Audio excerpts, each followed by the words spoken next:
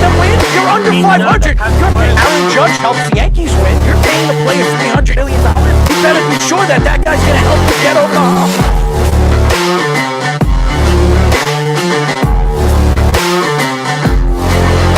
For some reason, this guy is completely lost on calling plays. Maybe he's a therapist.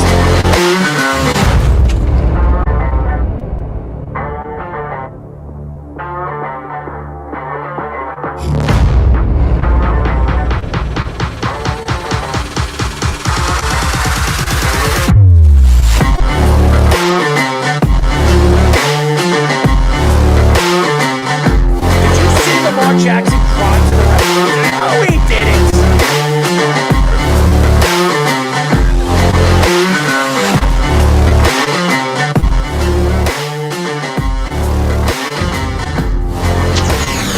We are back for a new show of the Sports Loudmouth. I'm your host, Daryl Marks, my co-host, Speedy Petey, and on the board, our executive producer, Mr. Aaron Fishman, and our Sports Minute, Tommy Scoops. 631-672-3108 is the number to call. Go to our website at worldwidesportsradio.com. Check out all our shows throughout the week, including the Loudmouth with me and Speedy Petey every single Mondays and Wednesdays at 7:30 p.m. All you have to do to tune in and check out all our local listings for all our shows is go to our website at www.worldwidesportsradio.com. Ladies and gentlemen, we're very happy to be here as always. Wednesday, our final show of the week. Speedy, what is up, my friend? Well, nervous about my New York Mets, but they were up 1-0, so let's go. Hopefully we Why get it done. do you do that all the time? Why do you wear your Mets shirts? And by the way, you wore that Mets shirt, what was it, about a week and a half ago? I did.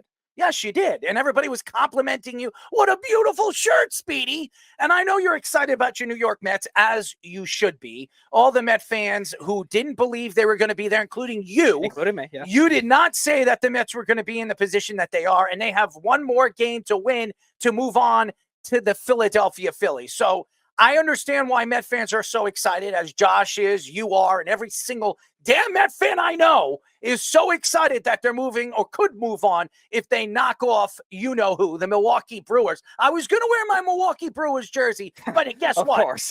I am a Yankee fan. I'm not wearing that on this show, and I'm not rooting for Milwaukee. I want to see the Mets move on. It would be great to watch a Subway Series. We all remember what happened in 2000 when they did play in the World Series. It didn't very much work out for the New York Mets, but it did for the Yankees. But, yeah, we have a great show lined up for you guys. And by the way, I love this weather. It is about 59 degrees right now outside.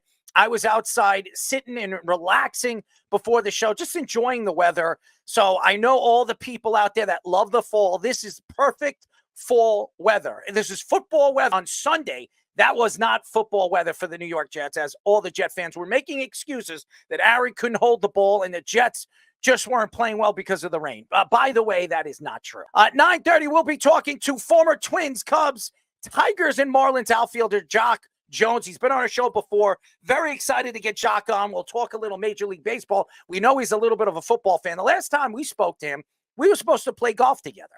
He never came out here. So I'm interested to hear what is his excuse on why he hasn't come out to Long Island. There's great golf courses over here, and I know Jock has been here before, and he's played golf here before. So, and I'm not even a golf player, so he'll absolutely dominate me. But hey, I'm looking forward to getting Jock on the show. We were supposed to get Jimmy Lawrence on the show. He will not be joining us tonight. He had some business to attend to. He will be on the show hopefully on Monday. It says Speedy said it was Monday, but he was supposed to be on the other day too. So hopefully we get Jimmy Lawrence on the show on Monday. So I want to apologize to all the fans and all the people that reached out to me and asked me, is Jimmy really coming on the show? Yes, Jim Lawrence will be on the show. It seems like it will be on Monday. So let's get into it. The NFL Network's Ian Rappaport reports that Davante Adams told the Raiders that he prefers to be traded. ESPN's Jeremy Fowler said that the Raiders were surprised he asked for the request as quickly as he did. Adams mentioned that the Jets and the Saints are his preferable landing spots. NFL insider Jordan Schultz reports that the Cowboys are completely out in Davante Adams trade negotiations. The Steelers, Ravens, Bills, and Packers are other teams that have expressed very much good and important interest in Mr. Davante Adams. Adams has 2 years left on his contract worth about $44.1 million and also has a player option after this season. Adams has 18 catches for 209 yards, 1 touchdown in 3 games this season. Oh my God. If you're a Jet fan, you should be excited to hear that. I mean, it rolls off your lips if you heard that Davante Adams has asked for a trade. I do not believe it is a shoo-in for the New York Jets. I know Jet fans think it's going to happen. I did say before the season started, this will happen sometime around the trade deadline, and I did actually agree that it would probably be the New York Jets. But here's the problem with the New York Jets right now. They can't even negotiate a deal with Hassan Reddick. So they're going to find a way to trade for Davante Adams. Unless Davante Adams takes less of a contract and renegotiates his deal with the New York Jets, how does this work if they decided or they do decide to bring in Hassan Reddick? Now, this might persuade Hassan Reddick to sign this contract or even play this season because he'll have his best chance of winning a Super Bowl. You bring Davante Adams to this roster, it absolutely changes the thoughts of where this offense has been in the last 2 weeks. We all know what happened against the Broncos. They could not put it in the end zone. But adding Davante Adams with Aaron Rodgers and Garrett Wilson and Breece Hall and what Allen has done so far as a rookie, this could be as explosive of an offense in the NFL. Now, everything that has said to be true with the whole Saints situation, I do believe the Saints have right now the best chance of landing him. One reason why is the Saints are playing good football. Another reason why, Derek Carr is one of his best friends. And I do believe the Saints have the opportunity in the NFC to really be the favorite if they had Davante Adams to come out or be one of the favorites to come out of the NFC. The Jets still, with Davante Adams, is not a favorite to come out of the NFC. The way Baltimore's finally playing, Pittsburgh's playing good football.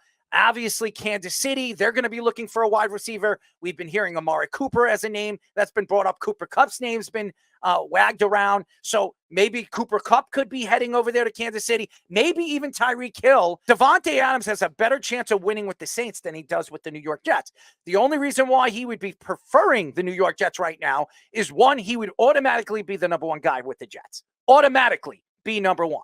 Now, I'm not saying he wouldn't be number one with the Saints, but the Saints right now offensively, with what they have with Kamara is always going to be the number one target, even if Davante Adams is there. Kamara is one of the most explosive running back / I guess you could say wide receivers right now in the league. The guy could do everything, and he's been so explosive for the Saints this year.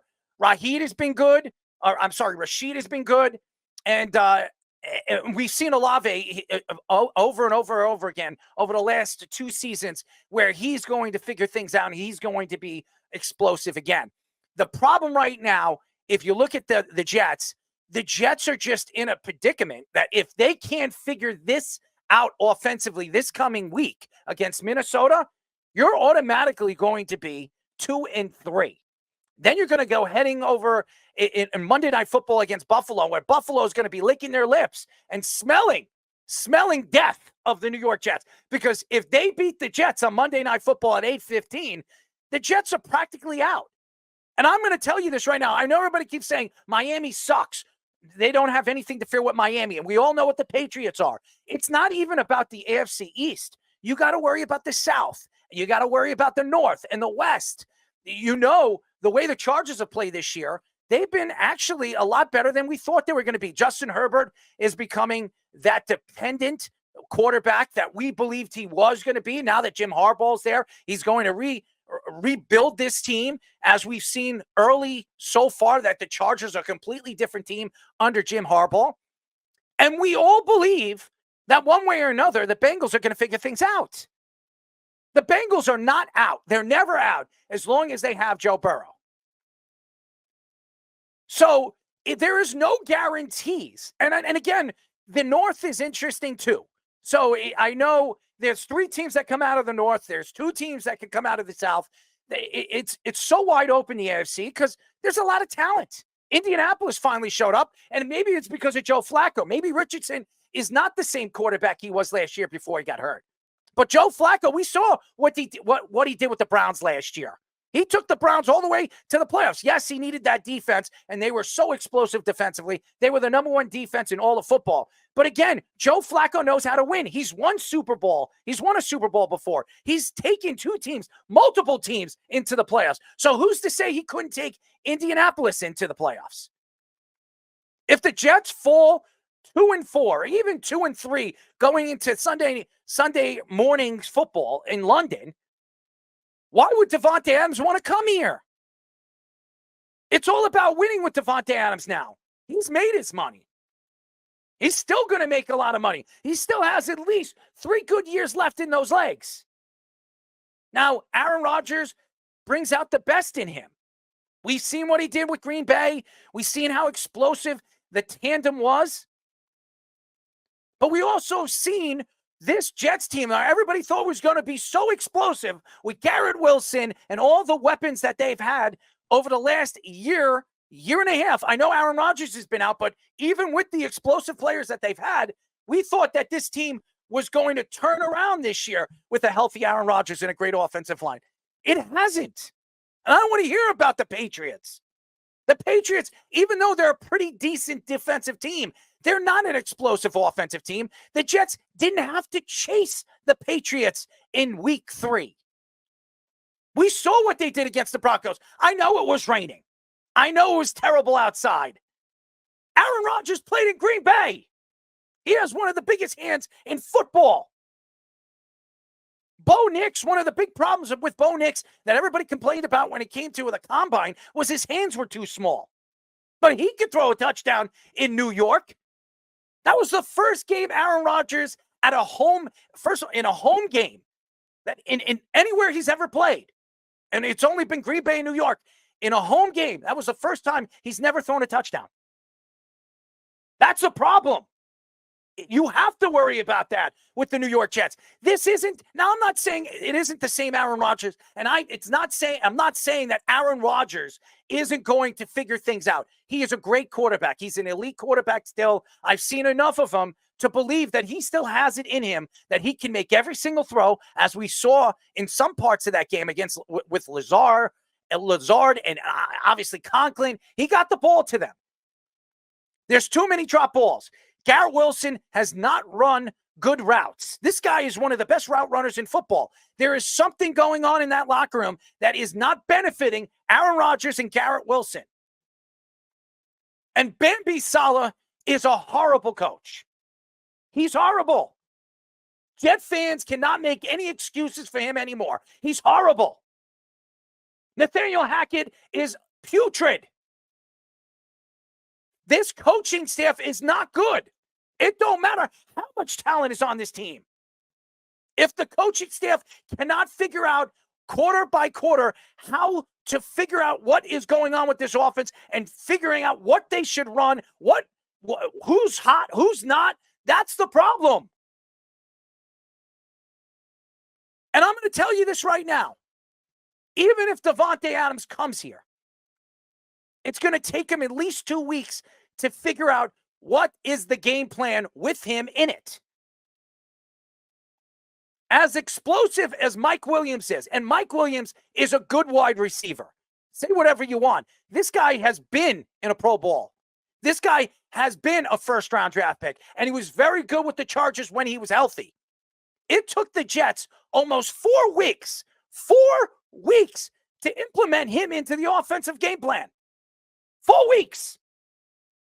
Now, Mike Williams isn't Davante Adams. And nobody's telling you, including me, saying that Davante Adams is definitely going to the New York Jets. I do not believe he's going to the Ravens. I do not see him going to the Steelers, as much as the Steelers would probably give the Raiders the most. I do not see him going to the Steelers. I do not see him going to the Bills or the Packers. Why would he go back to the Packers? It's only the Saints and the Jets. I've heard Washington's name being brought up in conversation, but I don't think it's Washington. I think the two teams that he wants to play for are the Jets and the Saints because of the quarterbacks.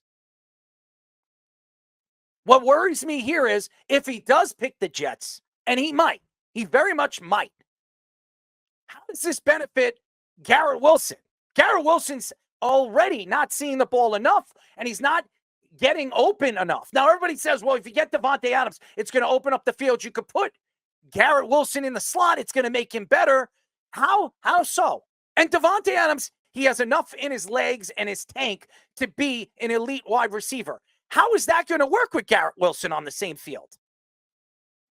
They didn't have OTAs. They didn't have the preseason. And we all know that Aaron Rodgers favors Davante Adams as well as he's favored Allen Lazard so far this season. Say whatever you want. Who's been the best wide receiver for the New York Jets in the first 4 weeks? It's been Allen Lazard. Why? Because he has chemistry with Allen Lazard. He doesn't have chemistry with Garrett Wilson because he didn't get a chance to play with Garrett Wilson last year. And you see the difference right now. You can see that Garrett Wilson is not happy with this offense and where this offense is going. You see Robert Saleh come out and say that he's not worried.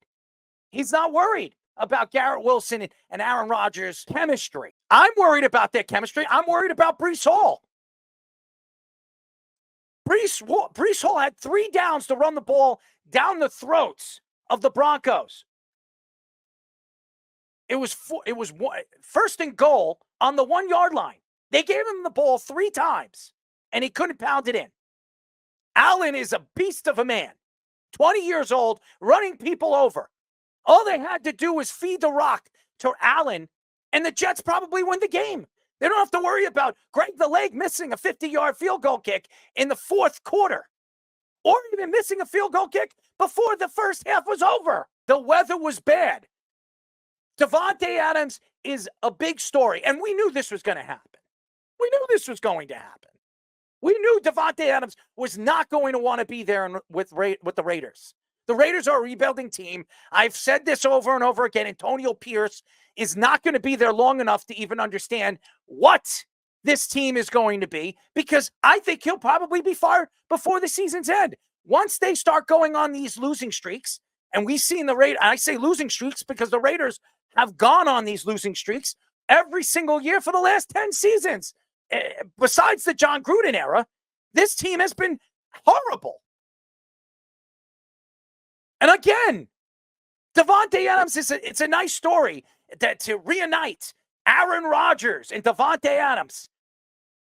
But if the Jets are 2-4 when they get Davante Adams, or 2-3, and they still have to bring him in and he has to learn the offense, it is not going to be the same offense that he had in Green Bay. There's more weapons there with the New York Jets. They got to share the ball. It can't just be Aaron Rodgers and Davante Adams like it was in Green Bay. It's going to take a little while. And by the time they figure it out, the season could be over for the Jets. Mm-hmm. And again, you look at the Raiders, the way they handled this too. I think Davante Adams wanted to stay with Antonio Pierce because he liked Antonio Pierce. And Antonio Pierce, his biggest job was to say, all right, let's have a good relationship with these veteran players. And all of a sudden he comes out 2 weeks ago and calls them out when they get smoked by the Panthers. Like, that's a bad look. And again, it's going to be a bad look for the front office because they kept Antonio Pierce when they could have hired another coach. I think what coach would want to go coach in Las Vegas. I know it's not a great team, but it's a nice area to go to. And they're going to have to hope right now that these other teams that you're talking about, the Ravens, the Bills, the Steelers, all these AFC contenders that want to take down the Chiefs, get in a bidding war at this point for Davante Adams, because Davante Adams wants to go to one of the other 2 teams. The Jets are not going to try to give the Raiders just everything that they want. They're going to try to fleece the Raiders, and the Saints don't really have enough to trade because they have to deal with a lot of salary cap situation. So they're going to probably have to only give up defensive players. He could come out and he's already told the Raiders that he's preferred the Jets and the Saints, which is telling you that he's only going to play for one of those 2 teams. He doesn't want to go to the Steelers. He doesn't want to go to the Ravens, the Bills, or the Packers. That's what he's pretty much saying. So even if they could get more from those other teams, if he doesn't want to play for those teams, he's going to tell them, you trade me there, I'm not playing.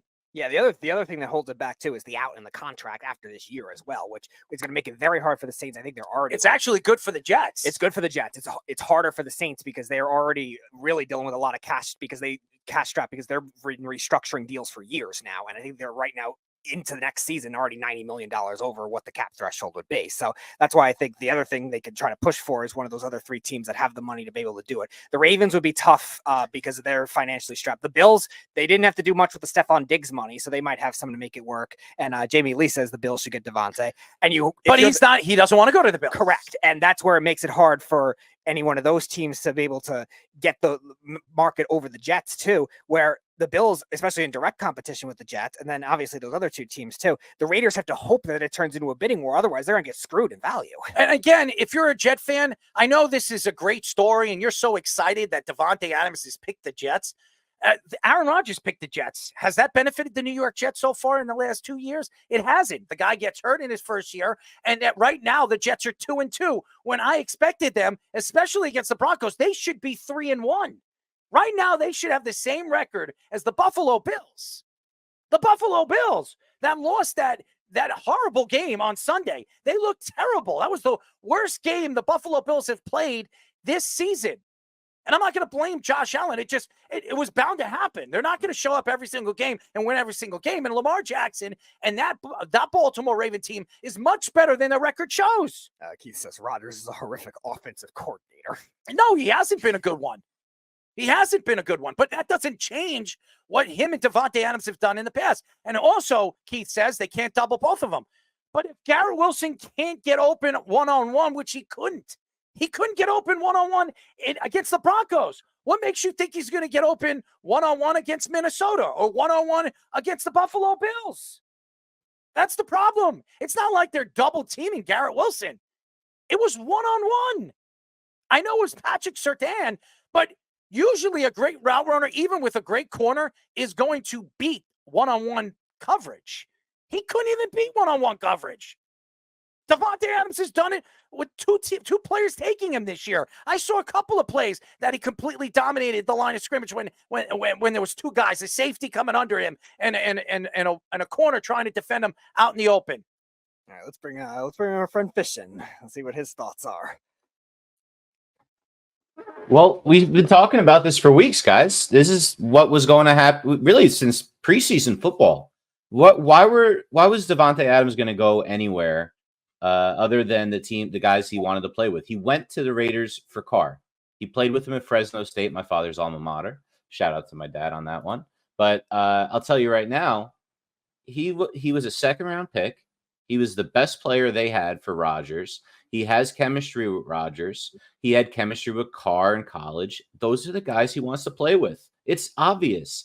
He's an older player. He doesn't want to learn a new quarterback, and he doesn't want to deal with another rookie quarterback like O'Connell last year and the poo-poo platter he's kind of dealing with this year.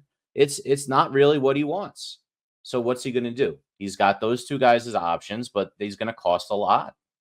And the Jets have already gave up. I've heard they only want a 3rd or a 4th round pick. That's what I've heard. Well, he's not going to cost a lot. So for all the fans, they're not getting a 2nd and they're not getting a 1st. It's either a 3rd or a 4th, or they could give the Jets or the Saints could give up a 3rd and a 6th. They're not.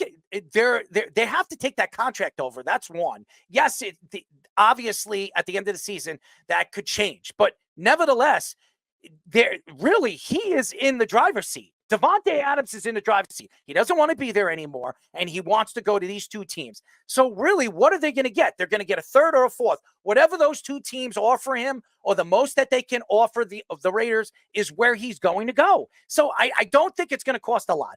Everybody thought it was going to be a 1st-round draft pick. Davante Adams is 31 years old. You're not getting a 1st. You're not getting a 2nd. And the Saints, as much as he'd probably rather go to the Jets, even if the Saints offer a 2nd-round draft pick. Does the Jets offer him that 2nd round? Do the Jets have a 2nd-round draft pick that they can move this year? I'm not sure because I'm not sure because of the. So that's the thing. Reddick was a conditional 3rd-round pick that can become a 2nd-round pick. If he gets a certain amount of sacks and he plays a certain amount of games, it could turn into a 2nd. So right. I don't even know if the Jets have a 2nd-round draft pick to actually offer this. The Raiders. So again, I did hear it was a 3rd or a 4th. They're not asking for a lot. They might ask for a player too, but not a big time player. But again, right now, if you sit here today, and if you're a Jet fan, would it matter if the Jets are 2-4 by the time they make this deal? Is it going to matter if they have Davante Adams? It's still going to take at least 2 weeks to get him, for him to fit that offense. Yes, he'll touch the ball, he'll see the ball 5 or 6 times, but it's going to take him a little while to figure out that offense. It's not the same offense that's been run over there in Green Bay, even though they're running a lot of the same schemes. This is a completely different offense. Yeah, so I've heard a third team. We haven't mentioned this team, and I put them up at the top of the screen for everybody. It's Jerry's World in Dallas, who lost Brandon Cooks just now to a knee procedure. He got infected. So who knows how long he's out? Those are nasty. Have the money. It's hard to come back. They don't have the money. That's one team that doesn't have the money. They have the pick. They have the pick, and they can get creative restructuring people if they want it to happen. And this is a team that's shown. I mean, you probably want to go to Dallas. It's one of those places. I haven't heard the Dallas Cowboys be anywhere close to those teams that he's mentioned. I understand it's the Dallas Cowboys, but he never mentioned the Dallas Cowboys. And what connection does he have with the Dallas Cowboys? Dak Prescott, they don't have any connection there. Who's been a part of the Green Bay Packers organization at any point that is playing for the Cowboys right now? Mike McCarthy mainly. Yeah, but Mike McCarthy was barely there for Davante Adams when he exploded. So it really, there's nobody that is there right now that Davante Adams is going to want to play with. So I can't see the Cowboys. I could see more of the Steelers than I could see the Cowboys, because the Steelers are looking for a number 1 guy. George Pickens, if they brought Davante Adams there, he's probably the best number 2 guy right now in the league. You're going to be very explosive, but here's the thing. Does he want to play with Justin Fields when Justin Fields is more of a running quarterback than a throwing quarterback? I don't know if he wants to go over there. He's going to want to see the ball at least 8 to 9 times a game. He knows he's going to see that with Aaron, and he knows he's going to see that with the Saints and Derek Carr. So that's why everybody is pretty much predicting it's going to be one of those 2 teams. But again, if you're a Jet fan, are you excited to bring in a Davante Adams? And remember, you're going to give up a 3rd or a 4th round draft pick. And I don't even know if the Jets keep that 3rd round pick, because that goes to the Eagles for Hassan Reddick. So I don't even know if that goes to them. So they really they either have a 2nd or a 4th. And I don't know if I give up a 2nd for Davante Adams, especially when you're hearing the Raiders are only looking for a 3rd or a 4th. They're not going to have to give up a lot for Davante Adams. I'm telling you right now. Don't be surprised if you hear a 3rd or a 4th round draft pick from either one of these teams, or either or. So I just think that it's crazy when you're sitting here today and you're hearing all the Jet fans. Oh, he's going to be a Jet. He's going to be a Jet. If the Jets were 3-1, I'd be excited. I would be absolutely ecstatic. But what happens in 2 weeks when this happens, or 3 weeks from now? The Jets could be 2-5. They could be 2-4. So I'm not excited about it as a Jet fan. I'm really not. It doesn't matter. So it matters to the Saints, because the Saints right now, it could go anywhere. The Saints could be 8-8 and make the playoffs. That's how bad the NFC is. It's not good. The Seattle Seahawks and the Minnesota Vikings are the best teams right now. San Francisco's not playing well because of their injuries. The Eagles are horrible. They have terrible injuries right now. Every single team that we've mentioned that were going to be good, or practically supposed to be insanely good in the NFC, are nowhere close to what we thought they were going to be. Look at the Rams with their injuries. Cooper Kupp, Puka Nacua, they're out. I mean, we're talking about maybe the Rams trading Puka Nacua or maybe even Cooper Kupp. So, because they already believe that they're done. But again, they're playing a lot better football than I thought they were going to be with all the injuries. And the Lions are finally picking it up after Monday night. I still don't trust the Lions. Jared Goff has not been the same quarterback that he was last year, where he was putting up the yards and really just exploded. I thought this was going to be a big-time season for Jared Goff with this Jared Goff. It hasn't been. So there's a lot of questions right now with this Davante Adams move. Would it be great? Yeah, if the Jets could find a way to win this week against Minnesota and get up 3 games. They're winning. They're up 3 with 3 wins, and they're 3-2. Going in against Buffalo on Monday Night Football, then that'd be different. But I just don't know. Are you going to bet that they're going to beat Minnesota in London at 9:30 a.m. the way they played against the Broncos? It's probably going to be raining in London. It always is raining in London. It's terrible weather, and they're playing on bad turf, soccer turf. So it doesn't bode well. Go ask the Eagles. Go ask the Green Bay Packers what they did in Brazil on soccer turf. It was horrible. They were slipping and sliding. I wouldn't even be surprised if Aaron Rodgers goes down or one of their big-time stars go down in London. It's just not good. Tucker, beware. I would be worried if I was a Jet fan, and I am a Jet fan. So, but I don't like to say that because I'm a radio show host. Garrett Wilson told ESPN's Rich Cimini that he thinks that the Jets' offense needs more creativity. He added that he doesn't believe the Jets don't do many different things week to week. Wilson also said his comments were in response to a statement Bart Scott made when he said that the Jets have no identity. Scott also added that the Jets look like a team that have a bunch of rookies. Bill Belichick said on the Manning cast that the Jets don't throw enough to Garrett Wilson. Robert Bambi Saleh said in his press conference that he is not concerned about the chemistry between Garrett Wilson and Aaron Rodgers. Wilson has had 20 catches for 191 yards and 1 touchdown this season. You're talking about 4 games. Just so everybody understands, Garrett Wilson, with Zach Wilson and 3rd and 4th tier quarterbacks last year, he had over 1,000 yards. He only had like 3 or 4 touchdowns. I don't know exactly, so don't quote me on that. He had over 1,000 yards with terrible quarterback play. He's got Aaron Rodgers on the football field, and he only has 191 yards, 20 catches, and 1 touchdown.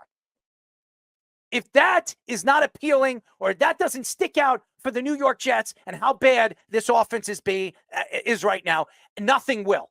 This is not a good offense right now. The offensive line, besides last week, has played pretty good. They have been. Besides against the Broncos. Who would have thought that the Broncos were going to give the Jets the most trouble? Before that, even against New England, which is pretty good. Their defensive line's pretty good. Their secondary with Gonzalez is pretty good. They put up 24 points against that secondary. I'm telling you right now, this is a team that is struggling in many different areas of their offense. And it goes to Robert Saleh because he said everything is going to go through him offensively. So, Bambi, let me ask you a question. 1st and goal on the 1-yard line. You had 3 times to pound the ball in. You did it 2 times. It's 3rd and goal. Why the hell you wouldn't run the ball with Allen, giving him a chance to run the ball on the 1-yard line? He's been pounding people all around. I think he had a better chance going 1st down, 2nd down to pound the ball in than Breece Hall did. You score, you win. It was terrible play calling. Nathaniel Hackett, we all know what he is. Hack couldn't hack it, okay? We all know what Hackett is. It's Aaron Rodgers' offense. Aaron Rodgers is the offensive coordinator. It's Nathaniel Hackett. It's really Aaron Rodgers pulling the strings. That's what he's doing. Nathaniel Hackett is Aaron Rodgers' puppet. The problem is, right now, it's not that nobody trusts Aaron Rodgers. Nobody trusts anybody else on the football field. And Garrett Wilson, you see him on the sidelines. He's slamming his helmet. He's not confident. This guy, all offseason, was so confident. He was so excited that he's going to get a chance to play with Aaron Rodgers for a full season. And Aaron Rodgers, it's not Aaron. Everybody keeps saying, well, he's a shell of himself. I know Mike Greenberg, he was saying this on his show a couple of weeks before. Actually, the first week after the San Francisco game, he was saying, oh, this isn't the same Aaron Rodgers. He looks old, da-da-da-da-da, blah, blah, blah, blah, blah. Then he beats the Titans, and then he plays the New England Patriots, puts up a 24 spot, and you don't even hear anything from Mike Greenberg after that. It's not Aaron Rodgers. It's not the offensive line. Nobody is running the right routes. That has something to do with coaching. Game plans. You have one of the best route runners in all of football in Garrett Wilson. People have said that he's one of the top 3 route runners going into this season. He hasn't run a good route all season long.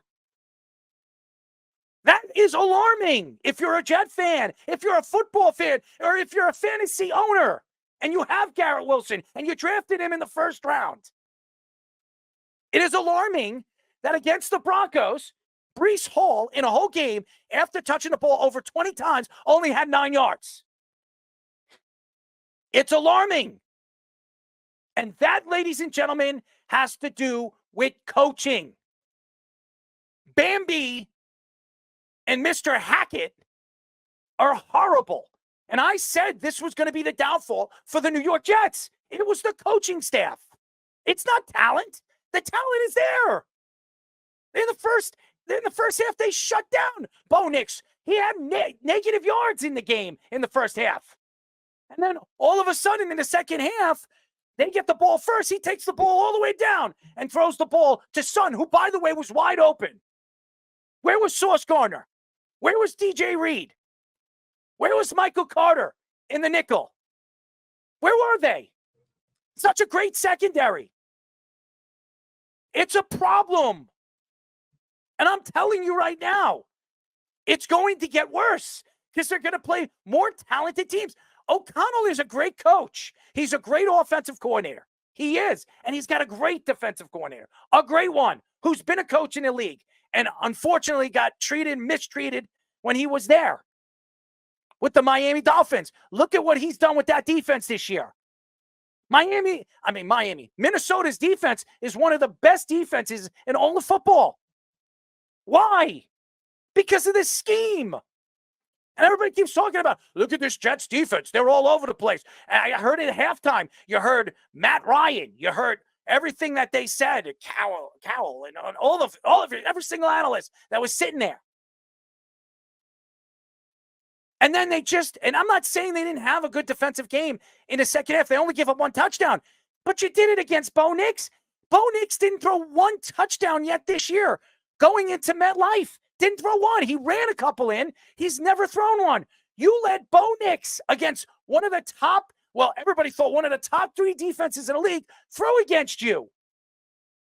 Complete a third down and 11 on their 40, giving them 21 yards. It took the ball all the way down with Sutton. And yes, Garrett Wilson is not happy right now. He's not going to say it because he knows Aaron Rodgers is going to explode if he does say something. He's on the Pat McAfee show. He knows that if he says something, Aaron's not throwing him the ball at all. We all know that Allen Lazard he has a love fest for him. He's confident that Allen Lazard is going to run the right routes. Garrett Wilson has not. And I'm telling you right now, Bill Belichick, it doesn't matter who it is. Bambi coming out at his press conference with the chemistry. It doesn't matter who is saying it. You can't be blind to see what's going on the football field. Nobody's running the right routes. Even Allen Lazard, who's catching the ball and actually in the right position to catch the ball. Mike Williams, he caught the ball 3 or 4 times in that game. He wasn't even running the right routes. He just looked open, so Aaron threw him the ball. Nobody's running the routes. That has something to do with coaching. And you look at the offense, when you look at the game plan now with the weather, like you were saying, like in the rain, why are you running so many outside routes is the other question too. Garrett Wilson has such a good route tree. He could play in the slot as well. And that kind of thing that Nathaniel Hackett has not been able to expose yet, maybe it's something that they can get going. But no, they're so stubborn. They have to stick in their own ways. And that's a big problem when you look at playoff teams and playoff games potentially in the future, because that's the Jets' goal. They have to get to the playoffs. They have to show that they're the contenders because they have all this talent on their roster and like a 1 or 2 year window to make it work.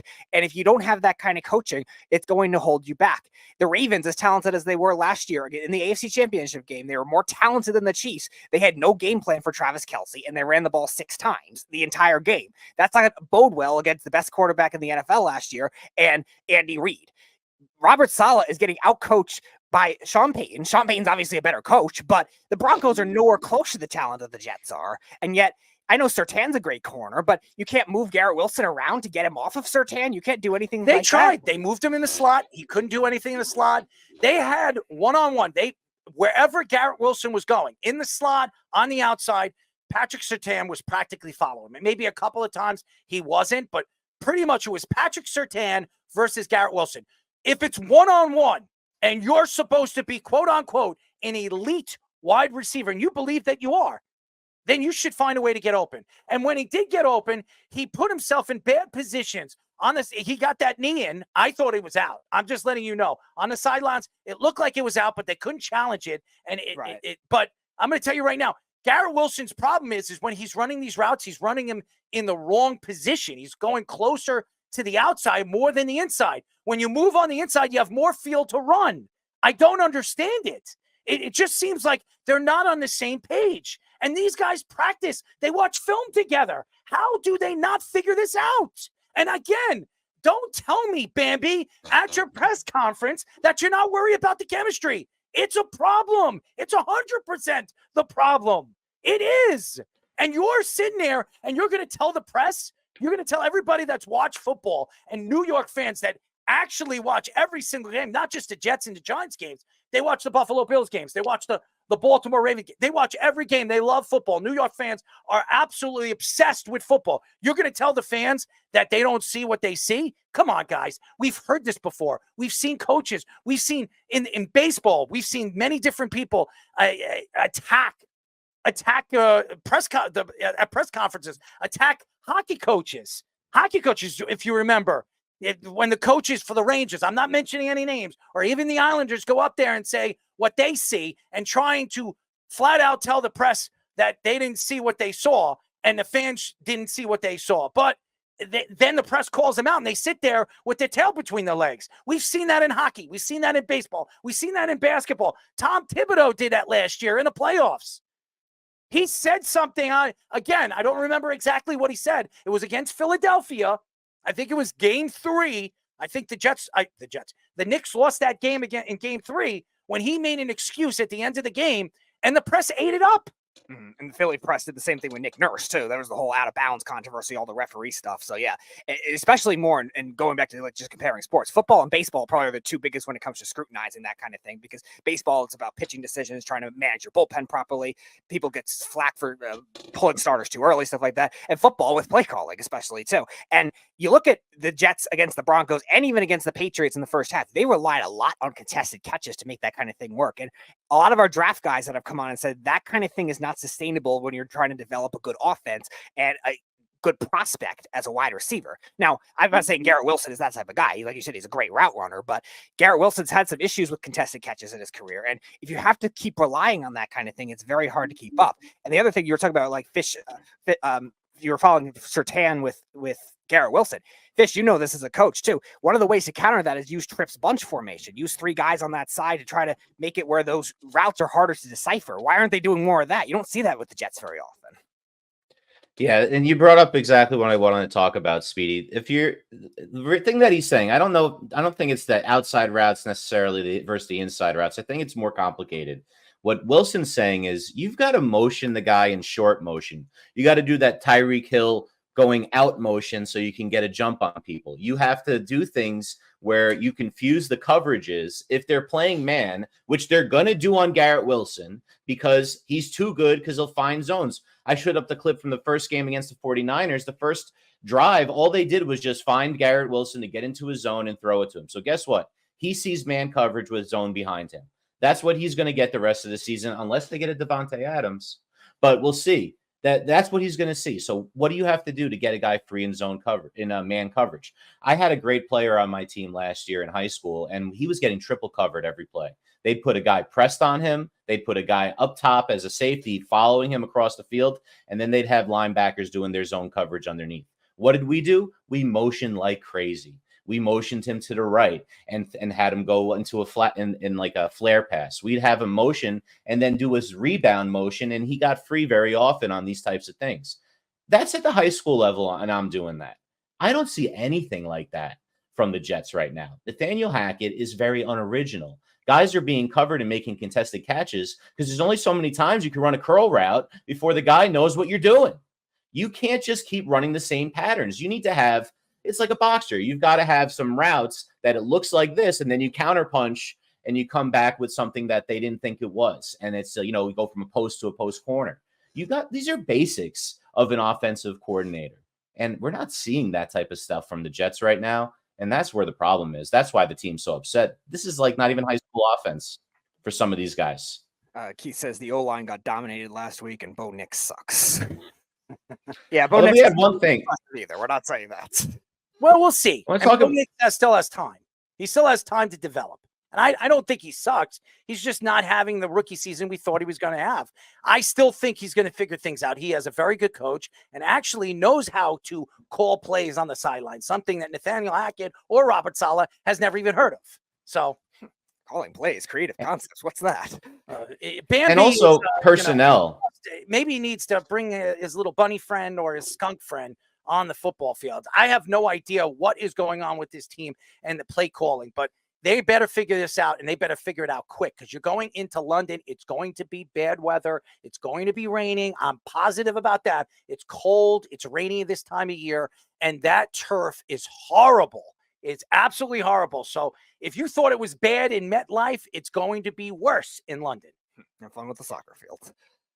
Yeah, so last thing to just pile on to this guy, Hackett, and I guess the other two guys that are co-coordinators with him. Job.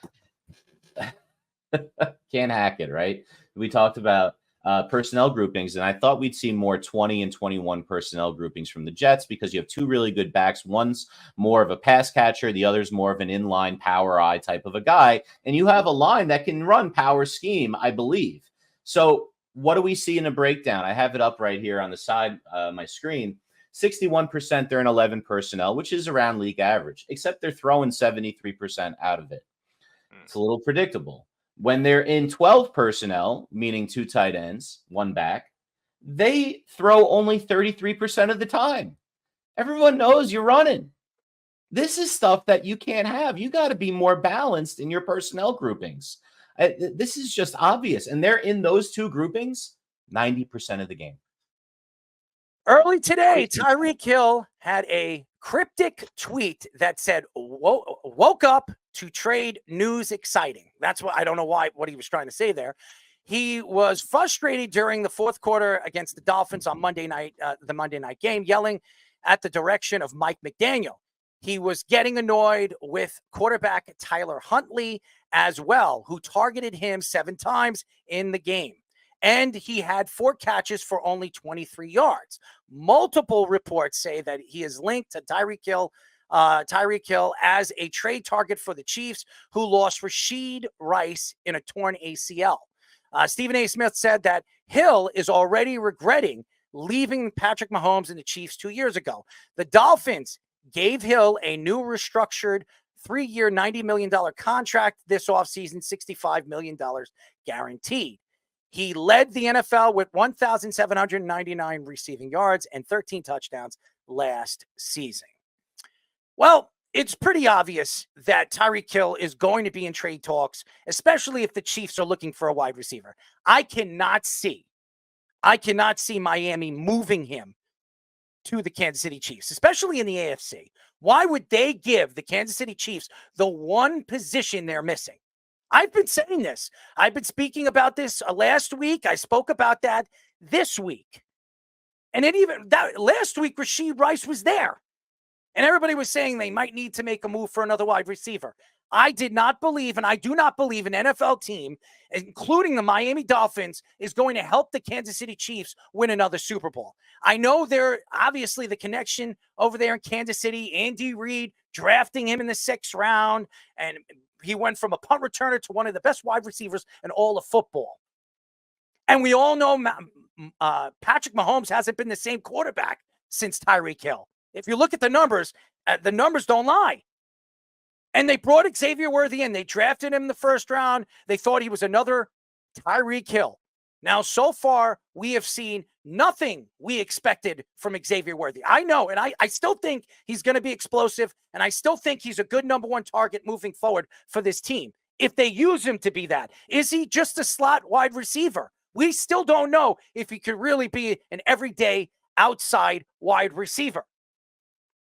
But we do know right now that Tyreek Hill is not happy over there in Miami. They don't have a quarterback, Tua Tagovailoa, who he claimed last offseason that he is one of the top 3 quarterbacks in the NFL.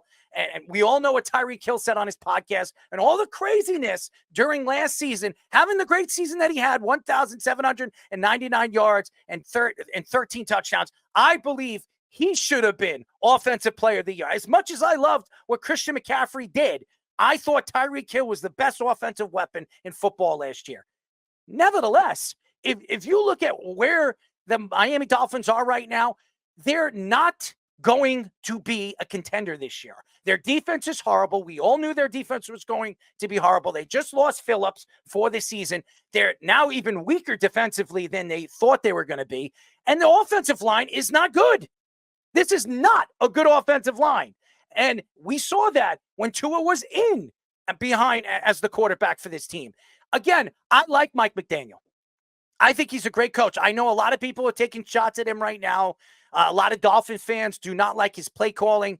But last year, he, to me, was one of the best coaches in the league, one of the best offensive minds in the league. And everybody was like, including the Dolphin fans, saying, oh, we have one of the best young coaches in all of football. Now, all of a sudden, they lost their quarterback, and they're in a situation, and there's no offense. The first person they're going to point at is Mike McDaniel. If you don't have weapons, you're not going to be able, or you don't have a quarterback, you're not going to be able to use the weapons on the field. You still have Waddle there. You still have Tyreek Hill. Odell Beckham hasn't played a snap yet this year, but we expected that. The guy hasn't stayed healthy in 4 years. I didn't expect that. Achan is a good running back. Mostert has barely played this year. There are all these weapons. Mostert had 18 touchdowns last year. He's barely played. Again, they're reaching. But now Tyreek Hill, as you know, he loves to talk to the press. He loves to be center stage and the center of attention. As soon as they start losing, he wants to leave. As soon as they start losing, he's like, you know what? Get me out of here. I don't want to be here anymore. Put me on a Super Bowl team. Send me to the Steelers. Send me anywhere. I don't even care if it's the Chiefs. Just get me the hell out of here. The problem is, I cannot see Miami trading Tyreek Hill to the Chiefs. I could see Tyreek Hill getting traded to Pittsburgh. I could see that. I could see it. I could see Tyreek Hill getting traded to an NFC team. If an NFC team is obviously a contender, Minnesota could be a great spot over there with Justin Jefferson. Him and Justin Jefferson over there, they're automatically going to be a contender out of the NFC. There are teams out there. Seattle, maybe they want to move on from DK. Maybe they trade DK Metcalf heads up for Tyreek Hill. Put Tyreek Hill over there with Geno Smith. Maybe they're even more explosive with him and Tyler Lockett there. Who knows? There are other teams. Tampa Bay might trade Mike Evans. Trade Mike Evans for Tyreek Hill. They could be explosive. He could be explosive or more explosive. He's only going to Tampa from Miami. He could be explosive with Baker Mayfield. Washington, they're a contender right now. They're going to make the playoffs, it seems like, the way Jaden Daniels is playing. They're looking for a wide receiver. Could you imagine Tyreek Hill with Jaden Daniels? We all know what he did with Neighbors over there in LSU. There's a lot of other teams that they can move him to. Why would they move him to the same conference and have to see Tyreek Hill again whenever they play the Kansas City Chiefs? It doesn't make sense. It's not going to happen. Now, that doesn't mean that Tyreek Hill will not be traded. If this team keeps falling down and falling flat on their face, some people believe before Tua comes back, they could be 1-7 or 1-6. The trade deadline is week 8, I think. Right. If it's week 8, they only have to week 8 to move them. So what do they got? 3-4 weeks to decide what they're doing with them? If they believe they're completely out and they believe Tyreek Hill, who's come out and said that he's not playing out those 3 years, he said that when he signed that extension, that he doesn't believe he's going to finish out that contract. Why not trade him and get what you can for him? You still have Waddle. He's under contract. You move on. You don't even know if Tua's going to be back next year. You don't even know if Tua's going to be back this year. Maybe it's time to rebuild and get what you can. You can get a first-round draft pick for Tyreek Hill right now. Yeah, and you look at what they had to give up at the time, 5 draft picks for Tyreek Hill. The Chiefs practically rebuilt their entire defense. And if you're going to have that kind of negotiations again with the Chiefs, you're going to have to force that kind of thing on them, because the Chiefs, for one thing, they have to figure out the money situation. The same kind of thing I was talking about the Saints. They barely had enough to keep Chris Jones, re-extend him last year, and still be able to bring in some veteran guys after that. I would play as much hardball as possible if you're going to do that kind of thing with the Chiefs. And then other teams might leverage off of that kind of thing. I would not trade him to the Chiefs. Right. The Chiefs are not giving up a first-round draft pick for him. No. I don't care what anybody says. They're not. They would probably give up a second-round draft pick. But you're talking about Tyreek Hill. That guarantees the Chiefs another Super Bowl. If you send Tyreek Hill to the Kansas City Chiefs, the way the NFL and the referees are giving them all the calls, and they haven't lost a game. Patrick Mahomes has been a shell of himself, but they're finding a way to win. I know, because I have Patrick Mahomes on my fantasy team. He has done nothing this year. Nothing. He is not the number 1 or even number 2 or number 3 quarterback right now in the NFL. Statistics would tell you he's not. But it doesn't matter, because the defense is nowhere close to as good as they were last year. But the way they're getting calls throughout so far this season in the fourth quarter, that game against Atlanta, they should have lost that game. They won that game. Again, there was so many calls against the Chargers in the fourth quarter with 5 minutes left. The Chargers had a chance to win that game or tie that game.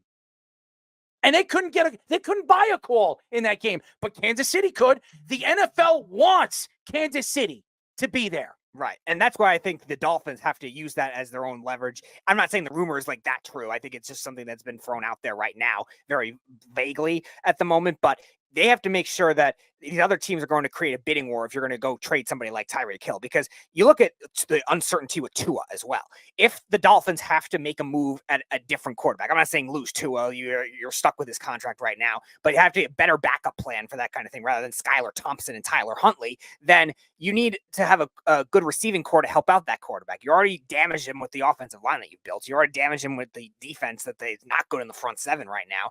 And we talk about the Rams throwing away draft picks all the time. Miami that went through years without having to give a first-round pick and draft in the first round. I think Waddle was the last one that they had. So, like, you're dealing with a case of a team that's not very well built. They have a lot of stars, but they are all injury-prone. Fish, you're muted. I don't really think the Dolphins have a chance this year. I think that's what everyone's looking at. You see this. They just lost Jalen Phillips again for the season. He was really promising, blew out an Achilles, came back quickly from it in less than a full year, came back playing pretty well, and now he needs complete reconstructive knee surgery. It's a problem. They don't have the horses. They don't have the depth. They don't have a quarterback. So what do you do in this situation? Well, I can't really relate to it because I'm not a general manager of a team, but I was a general manager of a keeper team in fantasy baseball. And I'll tell you what I did when I knew my team was shot with Strider going out for the year and Riley and all of my guys. You know what happened? I got rid of everybody and I got as many future assets as I possibly could, because that's what you're supposed to do. And that's why Hill's going to be on the table. Will it be the Chiefs? If the Chiefs pay enough, I don't see why not. But I would argue that the smart move is trading him to the other conference. Get him out of the way. You only see him once every 4 years. That means one more time in his career, maybe in the Super Bowl. Give him to Jaden Daniels. That's not a bad idea. It sounds like Washington will be looking for a wide receiver. They need a star number 1 wide receiver. They have good number 2s, but they don't have a number 1 guy. Could you imagine Tyreek Hill over there with Jaden Daniels? Right now, if you were to ask me who's the best team right now in the NFC East, it's probably the Washington Commanders, the way Jaden Daniels is playing. But again, we've seen RG3 in his rookie season play as well as he did. He won Rookie of the Year, and then his knee went. Jaden Daniels has the same build. Now, he's better than RG3, I think. He's more accurate. But, I mean, they're a complete replica of each other. They were top draft picks. They really were. I think RG3 was the second-round draft pick. Guess what? Jaden Daniels was the second-round draft pick by the Washington Commanders. Second overall. Yeah, but that's what I mean. Second pick in the first round. And here's another thing.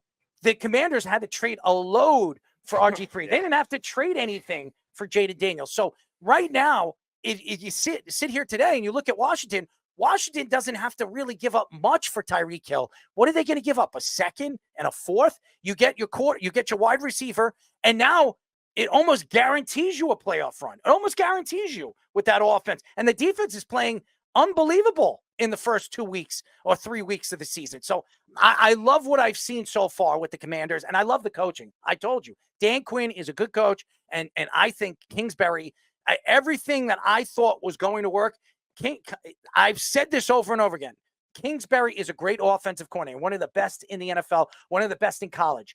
As long as he's not a head coach, he is going to find a way to get that quarterback playing his style of game and playing at the top of his game. And I think Kingsbury has been everything for Jaden Daniels and his development.